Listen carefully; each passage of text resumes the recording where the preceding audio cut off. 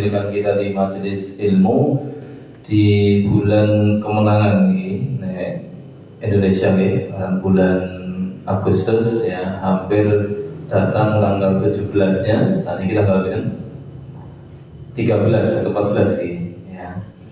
Semoga kemenangan yang sudah Allah berikan kepada kita, khususnya untuk bangsa Indonesia ini, menambah semakin dekatnya kita kepada Allah Subhanahu wa Ta'ala, terbebas dari penjajahan dan lain sebagainya. Sebelum kembali mengkaji kitab At-Tadhib fi Adillah Matan Al-Ghayyah wa Taqrib, sedikit mengingatkan saja salah satu kemenangan yang Allah Subhanahu wa Ta'ala disebutkan di dalam surat An-Nisa ayat yang ke-13. Apa kemenangan itu? Allah Subhanahu wa Ta'ala sampaikan, wa may yuti'illaha wa rasulahu yudkhilhu jannatin tajri min tahtiha al-anhar khalidina fiha wa dzalikal fawzul 'adzim. Ya.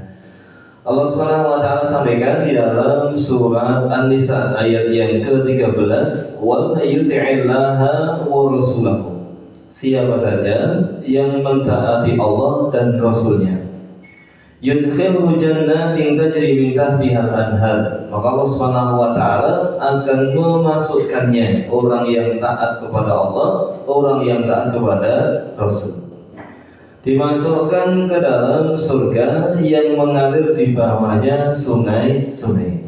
Khalidina fiha, mereka akan kekal di dalamnya. Setelah Allah Subhanahu wa Ta'ala menyampaikan sifat ya, taat kepada Allah, taat kepada Rasul, Allah Subhanahu wa Ta'ala sampaikan wa dzalika fawzul 'adzim, dan itulah kemenangan yang agung. Maka kemenangan yang sesungguhnya manakala kita nanti dimasukkan ke dalam surganya Allah Subhanahu wa Ta'ala, dan kita ikhtiarnya agar dimasukkan ke dalam surganya Allah Subhanahu wa Ta'ala adalah dengan mentaati Allah dan Rasulnya. Maka kalau hari ini kita merasa menang, tapi kita jauh dari Allah Subhanahu wa Ta'ala, kita tidak taat kepada Allah, tidak taat kepada Rasul, maka itu bukan kemenangan yang sesungguhnya ya. Maka seharusnya bentuk tasyakur kita terhadap nikmat kemerdekaan yang memang Allah berikan kepada kita, karena jelas di awalnya atas berkat rahmat Allah Subhanahu wa Ta'ala Indonesia diberikan kemerdekaan. Maka monggo ya, kita memberikan yang terbaik, rasa syukur kita terhadap kemerdekaan Indonesia dengan mentaati Allah dan mentaati Rasulullah, sehingga kita betul-betul masuk dalam surat An-Nisa ayat yang ke-13, wa may yuti'illaha wa rasulahu yudkhilhu jannatin tajri min tahtiha al-anhar khalidina fiha wa dzalikal fawzul 'adzim. Kemenangan yang agung yang harus kita upayakan adalah kemenangan nanti di yaumul kiamah, kemenangan masuknya kita ke dalam surga dan jauhnya kita dari api neraka. Syaratnya satu, taat kepada Allah, taat kepada Rasul. Hanya satu kalimat, taat itu saja.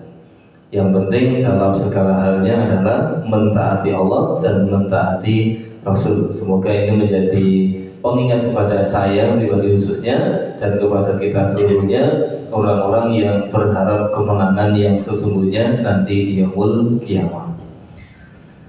Rahimahumullah. Kemudian kita kembali lanjutkan di kajian kitab At-Tadhib fi Adillah Matan Al-Ghayyah wa Taqrib al-masyhur bi Matan Abi Suja ya. Terakhir kemarin yang kita bahas adalah terkait dengan kitab Siyam. Kita puasa diharamkan berpuasa di 5 hari. Yang pertama adalah idani, 2 hari raya, Idul Fitri dan Idul Adha, berarti 1 dan 2. Kemudian 3, 4, 5 adalah ayyamul tasrik, hari-hari tasrik. Kemudian kita lanjutkan ya, matan yang berikutnya, wa man wati'a fi nahari Ramadan amidan fil farji fa'alaihi al-qada wal kafar. Siapa saja, mohon maaf, yang berhubungan dengan istrinya fi nahari Ramadan, di siang hari bulan Ramadan, amidan, secara sengaja.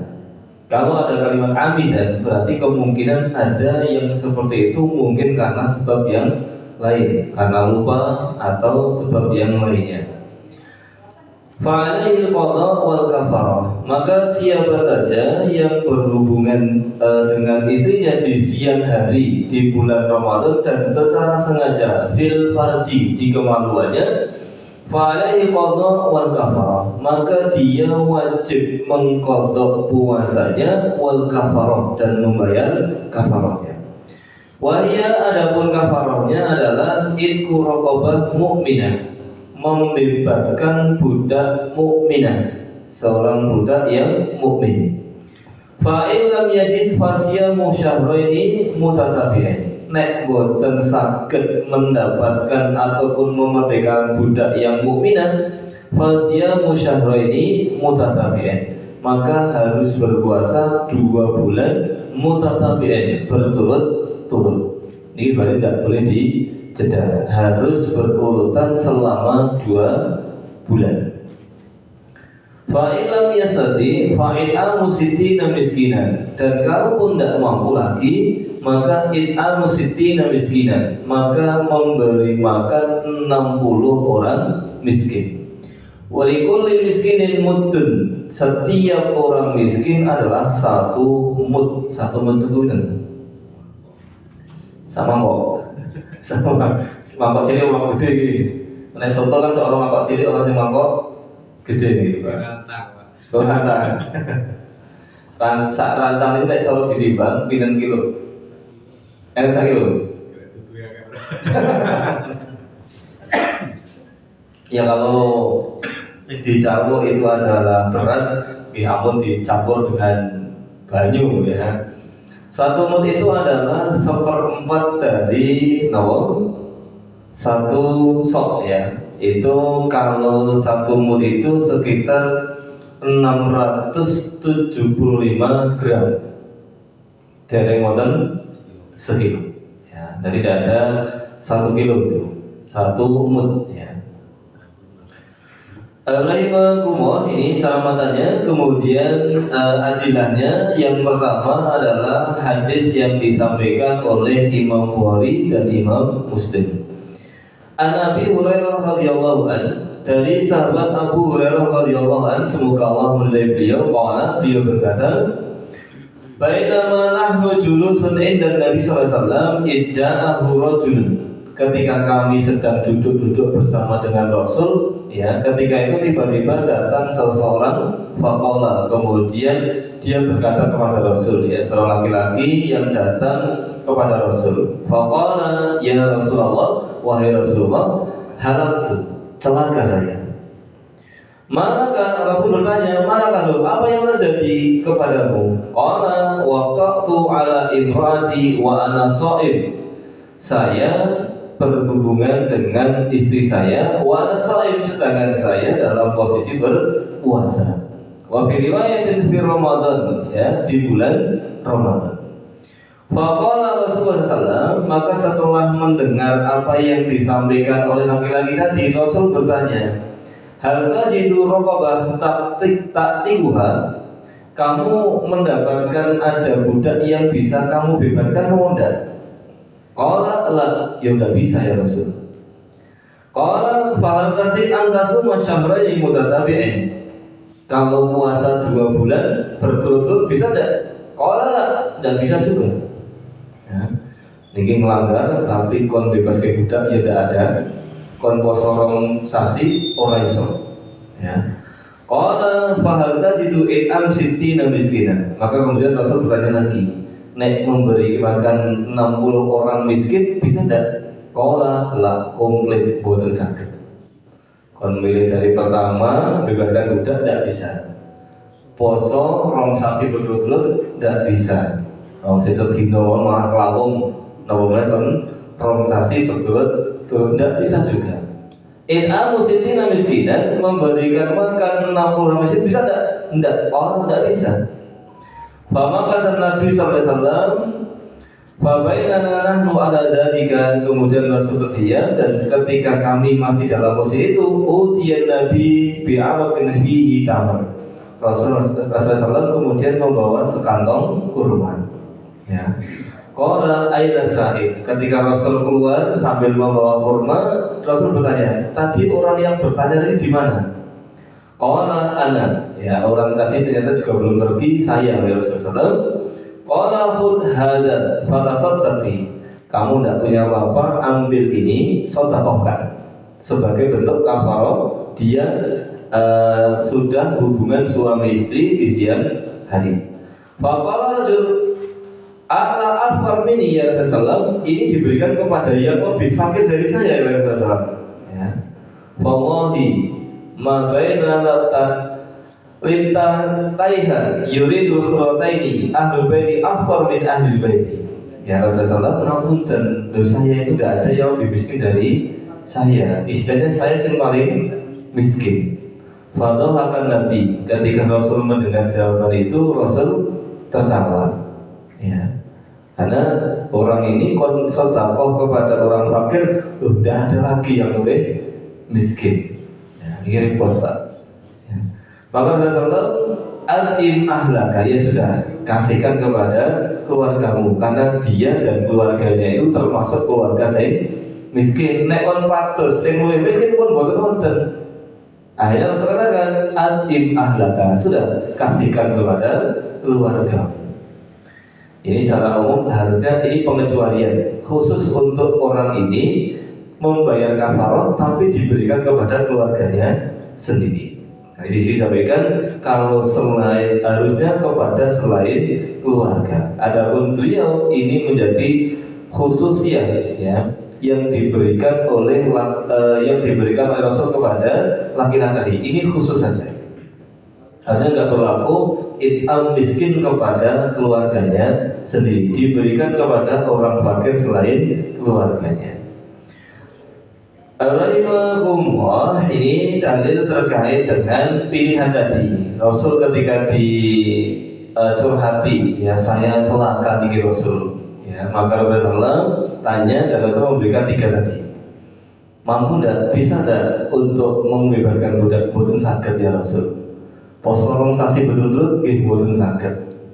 It'am masakin sitina miskinan, memberikan 60 miskin, apakah bisa? Nggih boten saged ya Rasul. Ini menunjukkan apa? Terkait dengan kafarah daripada hubungan suami istri di siang hari di bulan Ramadan adalah 3 ini. Tolong pilih ya, dari pertama membebaskan budak, kemudian yang kedua adalah puasa 2 bulan berturut-turut, kemudian yang di bawahnya lagi adalah memberikan 60 orang miskin dengan tadi kata-matanya likul miskinin mudun. Setiap 1 orang miskin adalah setara dengan 1 mud 675 gram, atau ada yang mengatakan 600 ya, 6 on atau 6,75, nggak nyampe 7 on, 0,1 sekilo, tapi peng swida. Ya, tadi untuk kata ini, kalau orang memang tidak punya, ya tetap tidak punya. Ini terkait dengan kafarah dari orang yang hubungan suami istri di siang hari amidan secara sengaja. Kalau nisyanan, ya panen, maka tidak berdosa. Atau karena sesuatu yang lain. Tapi kalau amidan, ini jelas kafarahnya adalah ini. Kemudian yang berikutnya, matan yang berikutnya, wa man mata wa alaihi siyam min Ramadan. Dan barang siapa yang meninggal dunia, wa alaihi siyam, dan baginya ada kewajiban untuk mengqadha puasa Ramadan. Ud'ima anhu likulli yaumin muddun. Maka keluarganya itu memberikan sedekah kepada orang miskin untuk setiap hari yang ditinggalkannya adalah 1 mud. Maka kalau kita punya istri kemudian punya hutang puasa, diingatkan untuk segera disalutani. biasanya mau catatannya betul Pak. Jenengan ngatos boten, kalau jenengan utang poso ping pira mboten. Napa pasrah kali mbok wedok. Wis kono urusane sampean sing utang sampean kok. Saya tak ya, dari next sisa ya laki suami kita itu juga tahu istri punya hutang puasa Ramadan itu berapa kali, sehingga bisa diingatkan ya, bisa diingatkan. Meskipun untuk waktu mengkodok puasa Ramadan kan waktunya puasa ya, waktu puasa itu buat waktunya longgar, yang penting sebelum datang bulan Ramadan yang berikutnya. Tapi alangkah baiknya ketika memang mampu untuk disegerakan, sehingga cara makin wonten napa-napane pun boten gadah utang poso. Assalamualaikum. Jadi di sini sampaikan sesamatannya siapa yang meninggal dunia dan dia punya tanggungan hutang puasa Ramadan, maka keluarganya untuk membayarkan ya 1/1 harinya adalah 1 mud 675 gram atau 6,75 on ya. Rahimahumullah, di sini sampaikan secara penjelasannya, man ghalaba qutu ahli balad min ghalib quti ahli balad, yang untuk membayar adalah makanan pokok yang di kita makan pokok itu apa? Beras maupun sego jagung nih, hasil beras ya.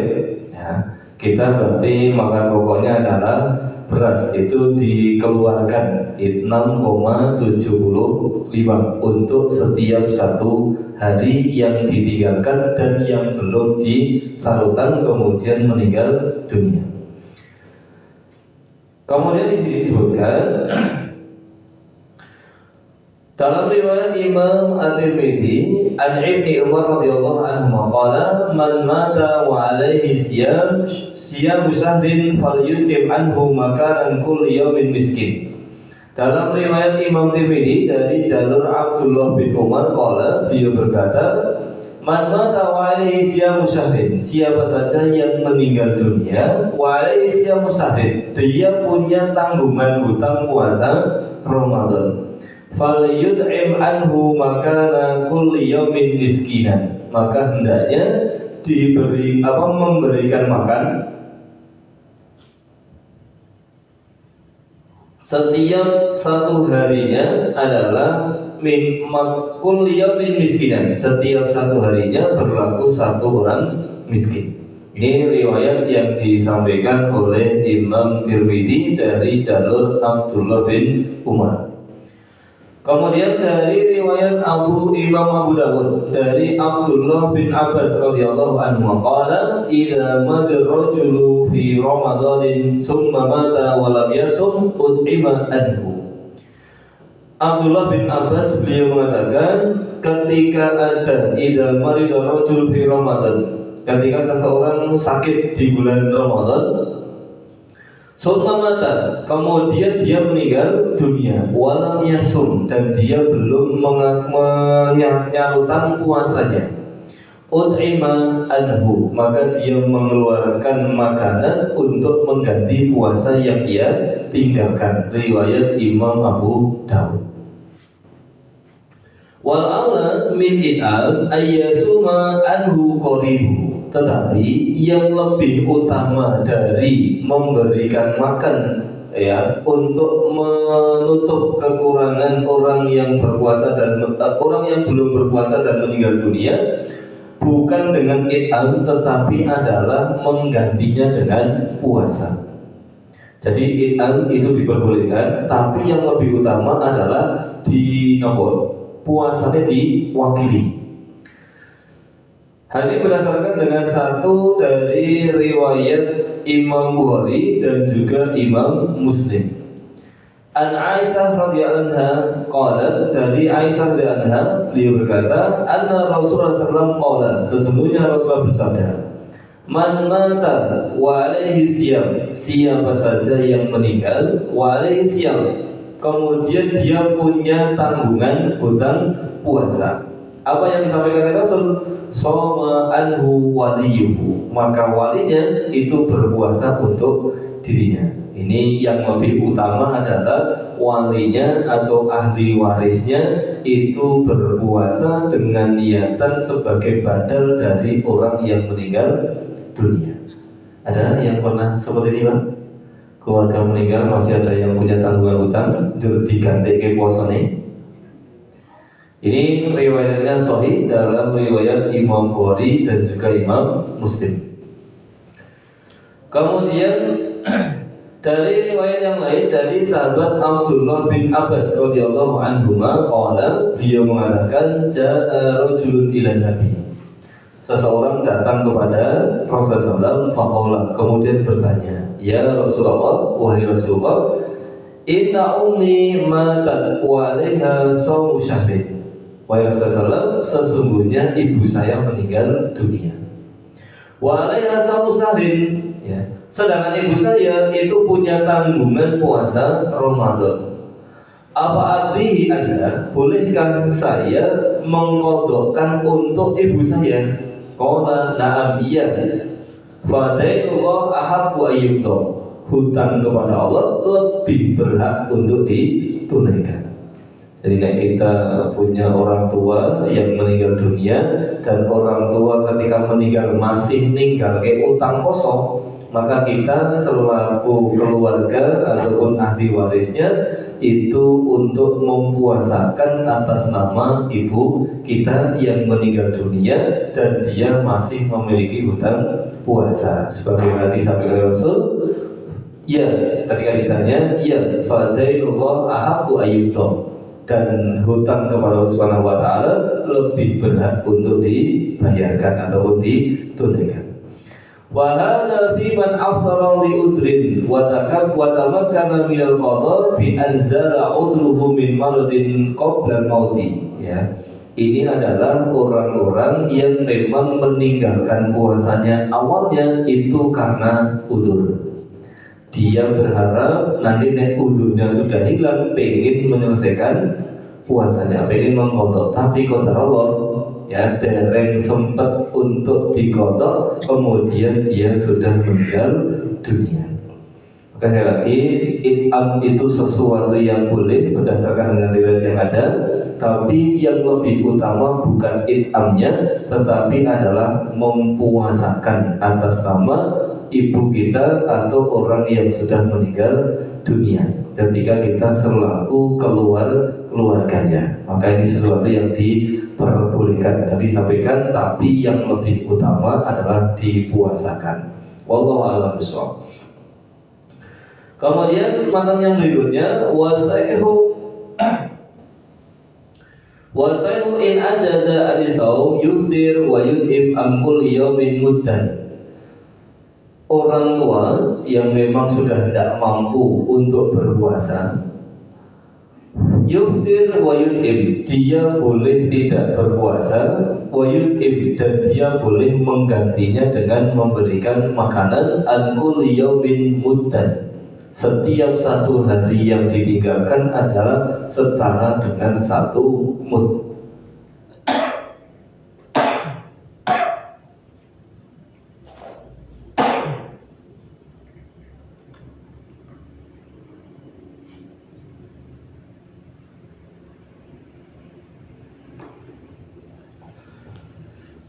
Rahimahumullah.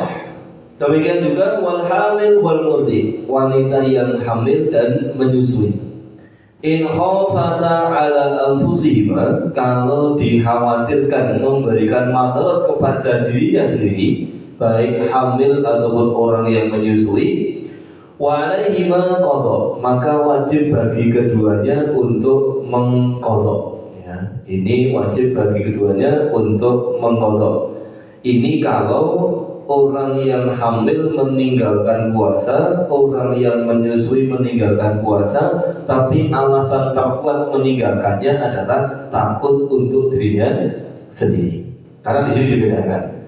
Wa in khafata ala auladiha, tapi kalau khawatirnya itu atas dasar kepada anak keduanya, yaitu anak yang sedang dikandungnya atau anak yang sedang disusuinya, fa'alaihim al-qadha wal kafarah, maka bagi wanita hamil dan menyusui kalau meninggalkan puasa itu karena takut terhadap anaknya, maka dia wajib mengqadha dan juga membayar kafarah.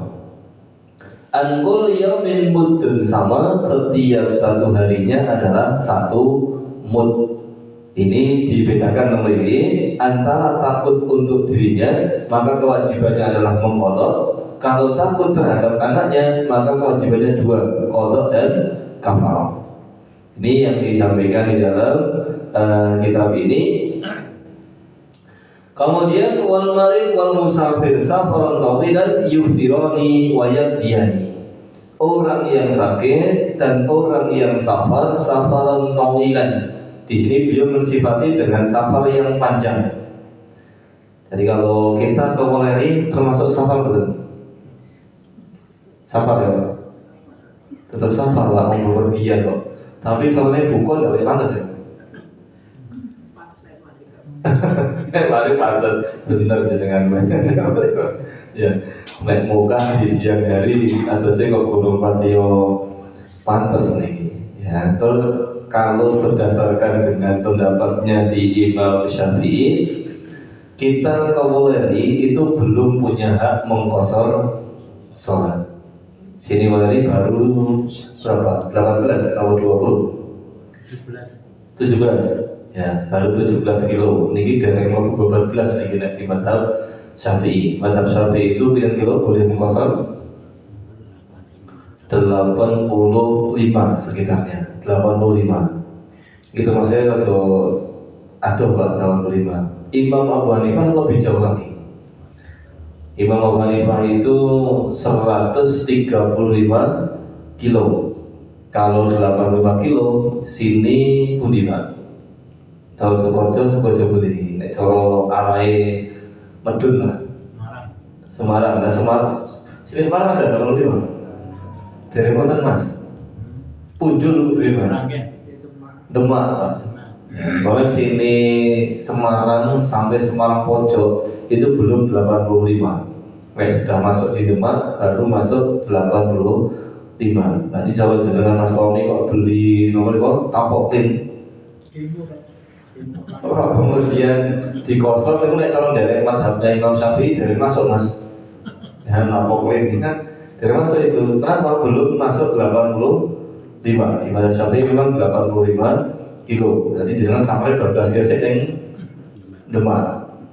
Nanti baru masuk itu 85 kilo. Madhab Abu Hanifah lebih panjang lagi, 135 kilo.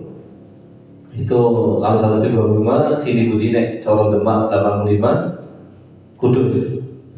Ya mungkin Kudus lah. Itu baru boleh di kosor. Ya perjalanan sepanjang itu, meskipun kalau di madhab yang lain yang penting safar. Nah, dengan yakin itu sudah dianggap safar, maka boleh jamak dan qashar. Nah, di sini Imam Syafi'i di kitab madhab Syafi'i ini disampaikan adalah musafir safaran tawilan. Mungkin ini dikaitkan dengan bolehnya mengqashar di madhab Syafi'i adalah 85 kilo. Yuftirani wa yaqdiyani, dua-duanya boleh untuk iftar, berbuka, tidak berpuasa, wa yaqdiyani, dan duanya harus mengqadha puasa, tidak ada kafarahnya. Ya, tidak ada kafarahnya, hanya mengqadha saja dari wali yang ditinggalkan. Ya. Ini terkait dengan berpuasa. Ya, mungkin kalau ada hal yang perlu kita diskusikan, monggo silakan.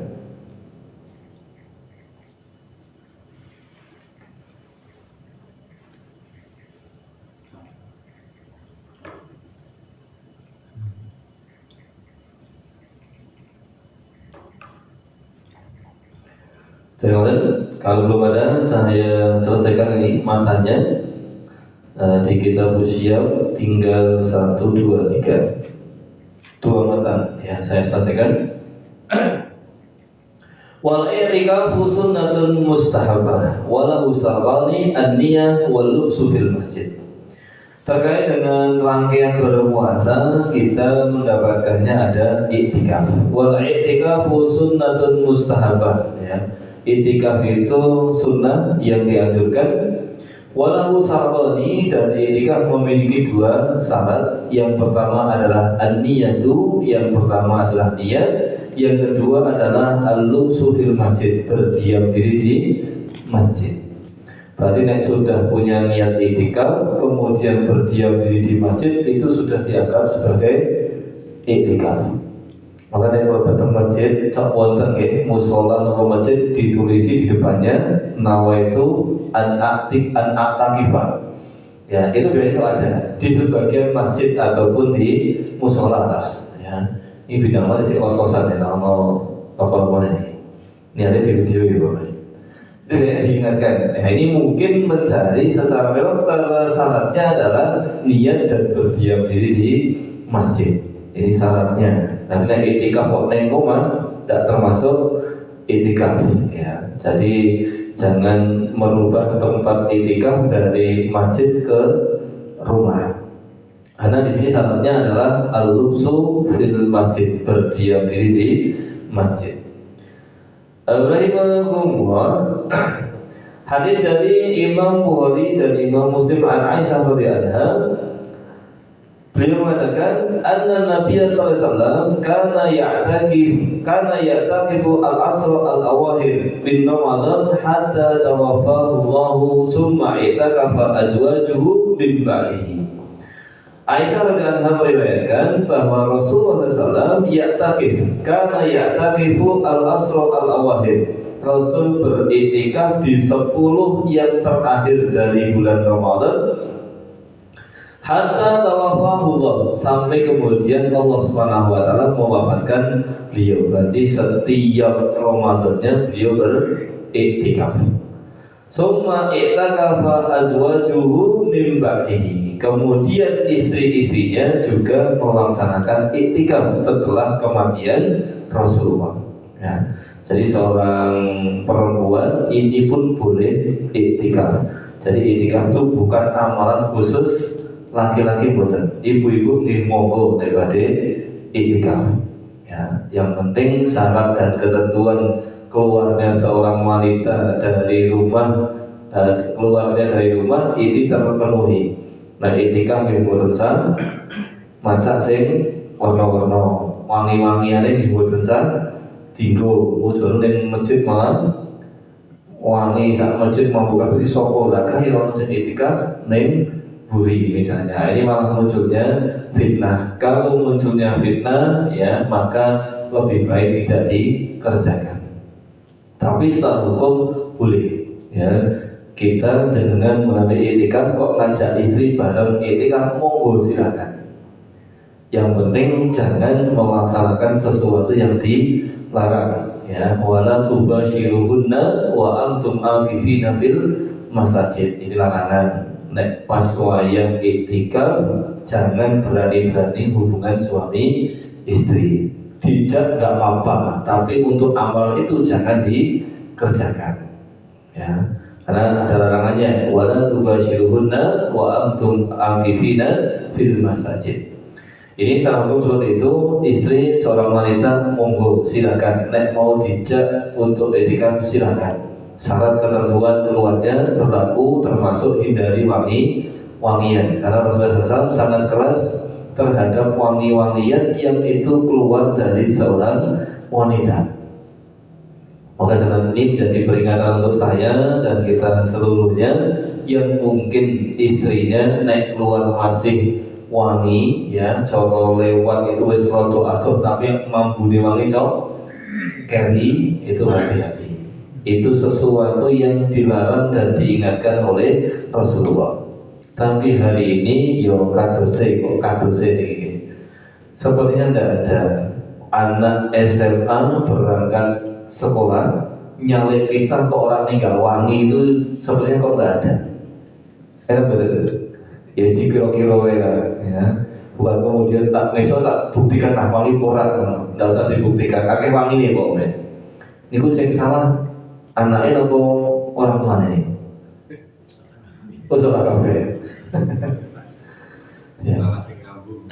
Apa salah saya tidak rambu? Seperti wangi udah rambu. Enggak sering wajah bisa jadi. Karena orang ya. Tapi meskipun pun yang dia nyale wis jarak wis adoh 20 meter di depan kita ya wangi ini baru ya kerasa. Berarti sahabat Nabi Ini sesuatu yang dilarang ya, maka kita selaku suami atau sebagai orang tua ini pun sesuatu yang harusnya kita perhatikan. Jangan sampai kita membiarkan keluarga kita melaksanakan kemaksiatan dan kita tidak merasa jengkel, tidak merasa marah dengan kemaksiatan yang dikerjakan oleh anak ataupun istri kita. Khawatirnya itu nanti kalau yang mengerjakan adalah istri kita atau keluarga kita dan kita tidak merasa marah, khawatirnya masuk dalam kategori dayus, ya, seorang suami yang tidak pernah merasa marah dengan kemaksiatan dari istrinya, dan itu diancam la yadkhulul jannata dayyusud, tidak akan masuk surga, yaitu dayus. Khawatirnya situ. Wallahu a'lam bishawab. Selesai kita bersiap ya. Insya Allah kita lanjutkan di kesempatan yang berikutnya, di kitab yang berikutnya. Semoga Allah berikan kemudahan dan keistiqomahan kepada kita untuk bertolabul ilmi. Kita sambungkan dengan hamdalah dan doa kafaratul majlis. Alhamdulillahirabbil alamin. Subhanakallahumma wa bihamdika asyhadu an la ilaha illa anta astaghfiruka wa atubu ilaik. Alhamdulillah. Assalamualaikum warahmatullahi wabarakatuh.